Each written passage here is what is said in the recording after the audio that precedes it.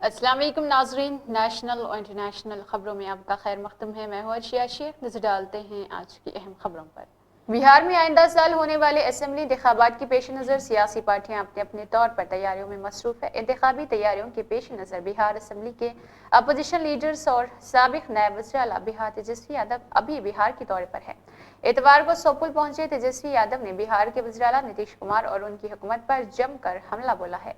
उन्होंने कहा है कि नीतीश कुमार रियासत की खर्ची के और कुछ नहीं, इस पर खर्च हो रहा बहबूद और फलाह तरक्की के लिए इस्तेमाल किया जाना चाहिए।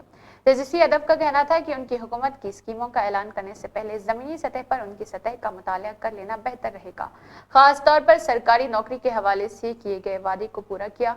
तेजस्वी यादव ने भी यही बात कही थी। तेजस्वी यादव ने जबरदस्ती रियासती हुकूमत और नीतीश कुमार पर तनकीद करते हुए कहा था कि कुमार की उम्र भले ही बढ़ गई हो, लेकिन उनके मंसूबे वादे अभी अभी अधूरे और नामुकम्मल है।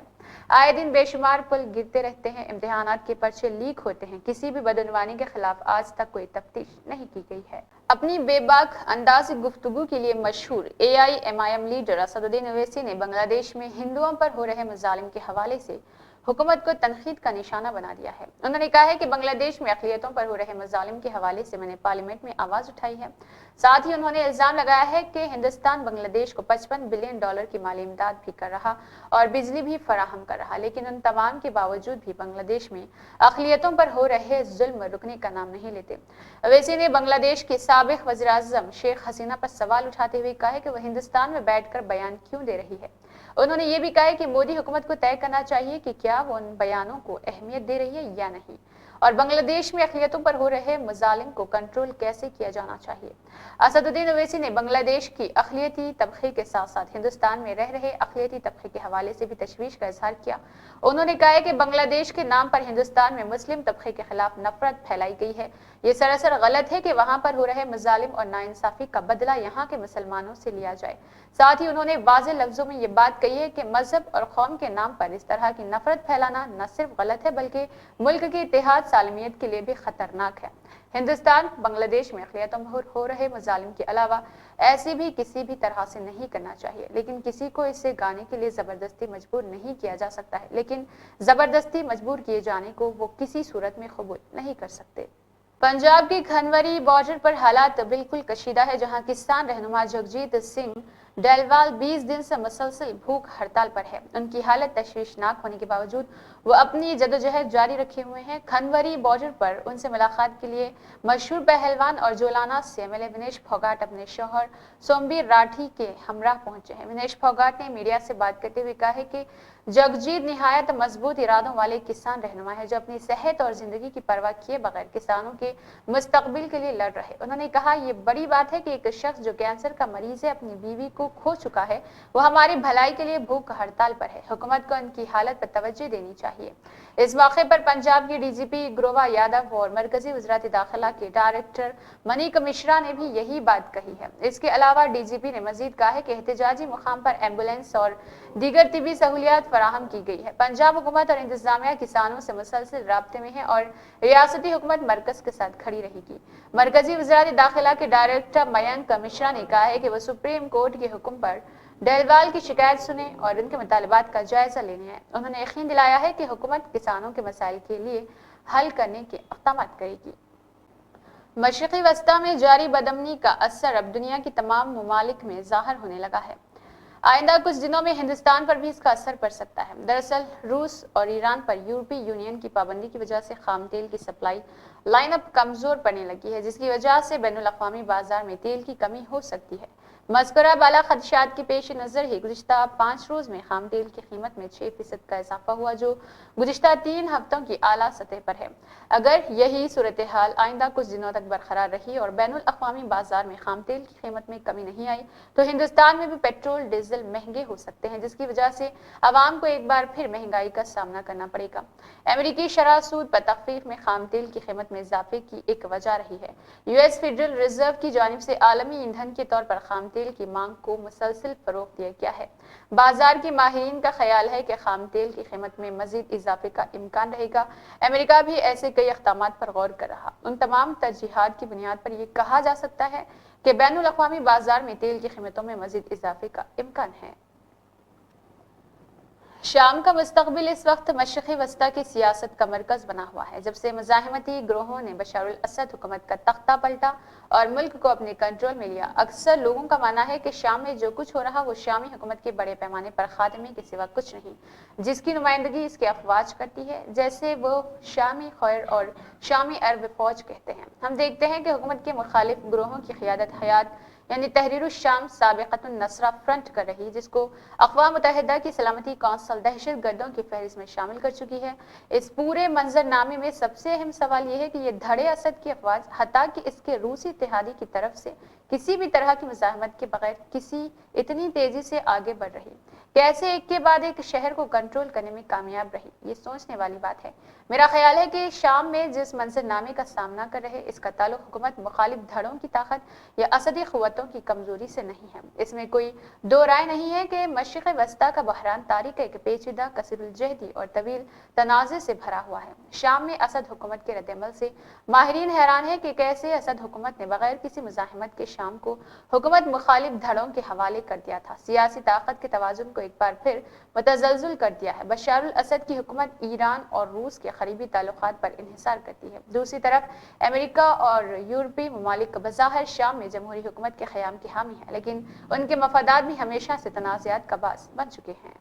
دہلی پردیش کانگریس کمیٹی کے صدر نے کہا ہے کہ جھگی بستیوں میں رہنے والے لوگ عام آدمی پارٹی اور بھارتیہ جنتا پارٹی کی حکومت کی پالیسی سے شدید متاثر ہے۔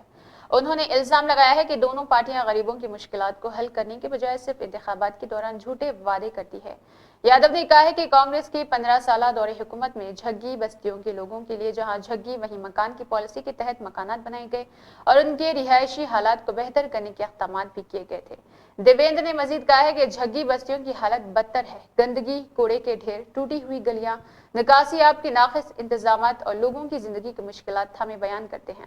انہوں نے کہا ہے کہ بی جے پی کی جھگیوں میں قیام کا نیا آفتاب محض ایک سیاسی ڈرامہ ہے جو انتخابات سے متاثر ہوتا ہے۔ دیویندر نے کہا ہے کہ کانگریس کے دور حکومت میں راجیو رتن آواس یوجنا کے تحت بنائے گئے 46,000 مکانات کیجریوال حکومت کی غیر سنجیدگی کی وجہ سے خالی پڑے ہیں اور خواب ہو چکے ہیں۔ انہوں نے کہا ہے کہ دہلی نیائی یاترا کے دوران انہوں نے دہلی کی جھگی بستیوں اور دیگر پسماندہ علاقوں میں عوام سے ملاقات کی اور ان کے مسائل سنے۔ ان کے مطابق دہلی کے عوام بی جے پی اور عام آدمی پارٹی کی حکومتوں سے تنگ آ چکے ہیں اور تبدیلی کے خواہاں ہے۔ خورشید اولیا نے بھائی ذاکر حسین کی موت کی خبر کو غلط قرار دیا ہے۔ خورشید نے کہا ہے کہ ان کی بیٹی اس وقت سین فرانسسکو کے اسپتال میں ہے اور کچھ عرصے قبل ان کی بیٹی نے انہیں بتایا تھا کہ ذاکر حسین زندہ ہے اور ان کی موت کی تمام اطلاعات بالکل غلط ہے۔ خورشید نے بتایا ہے کہ ان کی حالت کافی نازک ہے لیکن وہ ابھی زندہ ہے۔ ڈاکٹر حسین کی بہن نے برہمی کا اظہار کرتے ہوئے کہا ہے کہ ان کی موت کی خبریں پھیلانے والے کس کی طرف ہے، ان کی موت کی تصدیق کر رہے اور ایسا کیوں ہوا ہے جبکہ اہل خانہ نے ابھی تک کوئی ایسا بیان جاری نہیں کیا۔ خورشید نے کہا ہے کہ ان کے بھائی کے بیمار ہونے کی وجہ سے انہیں امریکہ جانا پڑا لیکن کسی وجہ سے وہ نہ جا سکے اور بیٹی کو وہاں پہنچا دیا۔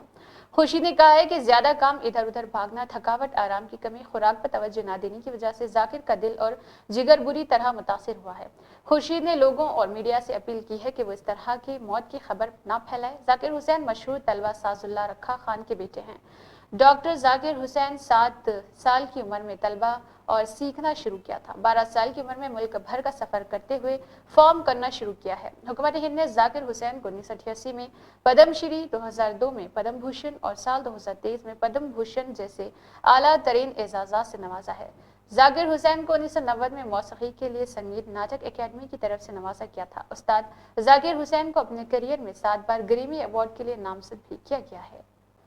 مہاراشٹر کے وزیر اعلیٰ دیویندر کی قیادت میں اتوار کو کابینہ میں پہلی توسیع کی گئی ہے۔ اس موقع پر 39 وزیروں نے حلف لیا ہے جن میں سے 33 کابینہ وزیر اور 6 ریاستی وزیر شامل ہیں۔ حلف برداری کی تقریب ناگپور میں منعقد ہوئی ہے جو مہاراشٹر کی ذیلی حکومت سے وابستہ ہے۔ گورنر پی سی رادھا کرشنن نے وزیر کو حلف دلایا ہے۔ اس کے علاوہ سنجے راتھوڑ، شمبھو راج دیسائی۔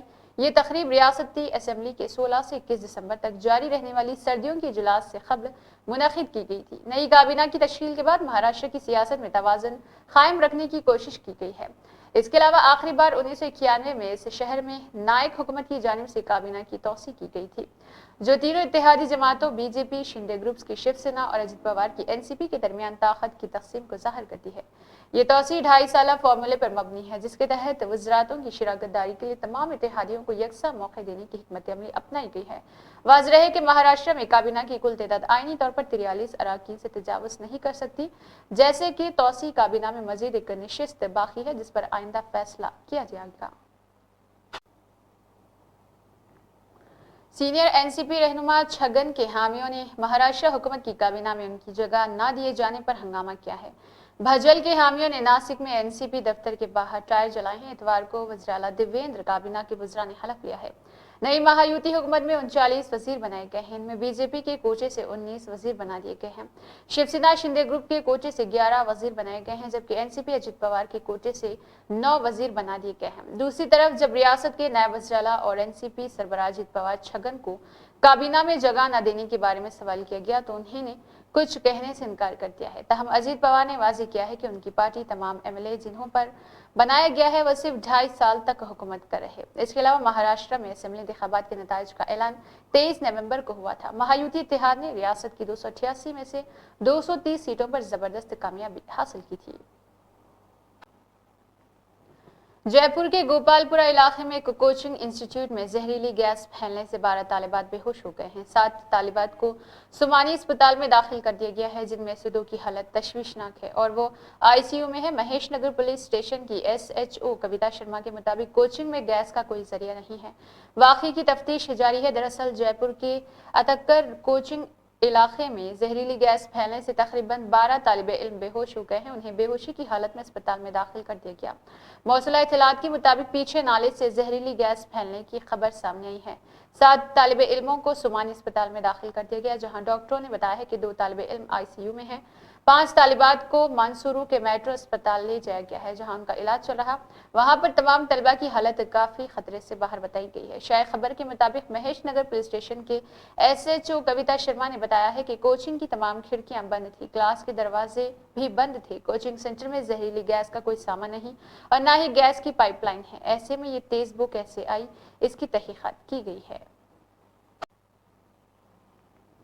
एक जानिब जहां महाराष्ट्र में रियासती इंतखाबात में मुस्लिम नुमाइंदगी जूं की तू रही, इसमें कोई इजाफा नहीं हुआ, वहीं बीजेपी की क़ियादत वाली 9 तश्कील शुदा काबीना में सिर्फ एक ही मुस्लिम चेहरे को शामिल किया गया और मुस्लिम नुमाइंदगी में एक तरफ से तखफीफ हो गई है। साबिक़ा एकनाथ शिंदे हुकूमत में दूर दराज हसन मुशर्रफ और अब्दुल सत्तार काबीना दर्जे के वजीर थे। इस काबीना में सिर्फ हसन और मुशर्रफ को ही शामिल किया गया है, जबकि अब्दुल सत्तार को काबीना से महरूम रखा गया है। संतरों के शहर नागपुर में नए वज़रा की हलफ बिरादरी हुई है। इसमें एनसीपी अजित पवार ग्रुप के सीनियर रुकन असेंबली हसन मुशर्रफ को ही मौका दिया गया है। हसन मुशर्रफ को काबीना वजीर की जिम्मेदारी सौंप दी गई थी। मुबस्सिरीन के मुताबिक माजी में कांग्रेस दो इख्तिदार में महाराष्ट्र में मुस्लिम वज़रा की तादाद 4 तक भी पहुंच चुकी है। हालिया असेंबली में कुल 10 मुस्लिम अराकीन हैं, जिनमें आमीन पटेल, असलम शेख, साजिद पठान, तमाम कांग्रेस, अबू आसिम आजमी, रईस शेख, हुसन मुशर्रफ, सना मलिक और अब्दुल सत्तार शेख, हारून खान, मुफ्ती मोहम्मद इस्माइल शामिल किए गए।